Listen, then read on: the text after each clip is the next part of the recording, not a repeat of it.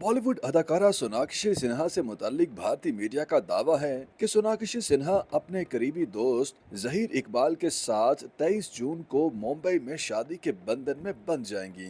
भारतीय media reports के मुताबिक सोनाक्षी सिन्हा और जहीर इकबाल की शादी की तकरीब 23 जून को मुंबई में मुनक्किद होगी, जिसमें सोनाक्षी सिन्हा और जहीर इकबाल के करीबी रिश्तेदारों और दोस्तों समेत वेब सीरीज हीरा मंडी की पूरी कास्ट को भी मदऊ किया गया है। ताहम टाइम्स नाउ ने अपनी रिपोर्ट में बताया है कि जोड़ा अपनी शादी को खुफिया रखेगा।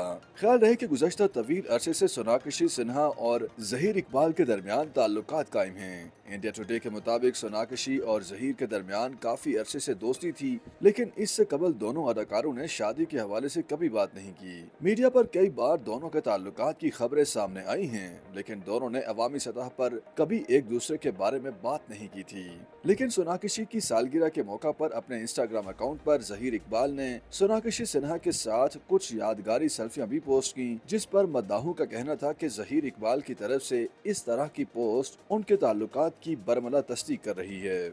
जहीर इकबाल ने समाजी राब्ते की वेबसाइट पर सोनाक्षी के साथ कुछ यादगारी तस्वीर जारी करते हुए लिखा था, कुछ तो लोग कहेंगे, लोगों का काम है कहना, आप सबसे उम्दा हो, हमेशा मुझ पर भरोसा कर सकती हो, हमेशा आबाद और शाद रहो, आप दुनिया में मजीद जियो, उतना जियो के कोई और ना जिया हो, तुम एक लंबी उम्र पाओ, हमेशा खुश रहो, मुझे तुमसे प्यार है। वाज़ेह रहे कि गुज़श्ता माह एक इंटरव्यू के दौरान अदाकारा सोनाक्षी सिन्हा का कहना था कि वो शादी करने के लिए बेताब हैं। उन्होंने ये भी कहा था कि शर्मीन सहगल की भी शादी हो गई है, मगर मेरी अभी तक शादी नहीं हुई। सोनाक्षी सिन्हा को आखिरी बार संजय लीला भंसाली की superhit web series Heera Mandi में देखा गया था।